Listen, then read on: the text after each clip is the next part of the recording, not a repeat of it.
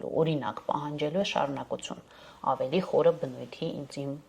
տեսանյութեր, պահանջելու է գումար։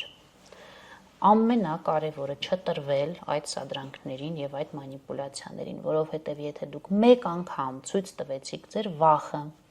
անհանգստությունը, դիմացինը հասկանալու է, որ սա անվերջ կարելի է ձեր դեմ օգտագործել։ Եվ փաստ չէ, որ եթե դուք մտածում եք, օրինակ, դե լավ, ենթադրենք մի $100 փող է ինձանից ուզում տամ պրծնեմ, դա վերջը չի լինելու։ Մեծ հավանականությամբ գումարները ավելանալու են, պահանջները ավելանալու են եւ դուք անդադար այդ արատավոր օղակի մեջ եք լինելու։ Այսինքն չենք տրվում սադրանքին եւ պարզապես փակում ենք այդ մարդու պրոֆիլը, բլոկում ենք, չենք շարունակում շփումը եւ իհարկե գործում ենք նաեւ պրակտիկ տեսանկյունից դիմում ենք ոստիկանություն, որովհետեւ սա հանցագործություն է, կիբերհանցագործությունը մեր օրենսդրությամբ եւս կարգավորվում է եւ սա ոստիկանության տիրույթում գտնվող գործառույթ է։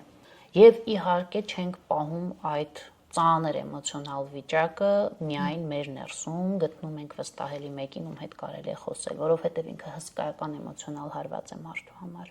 հատկապես դեռահասի համար, ում հոգեկան աշխարհը դեռ կայունացած չէ, վստահությունը աշխարհի նկատմամբ, ինչպես արդեն ասացինք, անվերջ է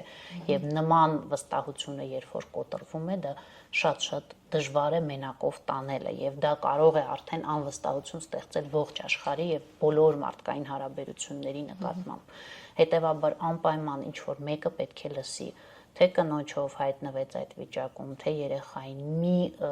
խուսափեք դրա մասին խոսել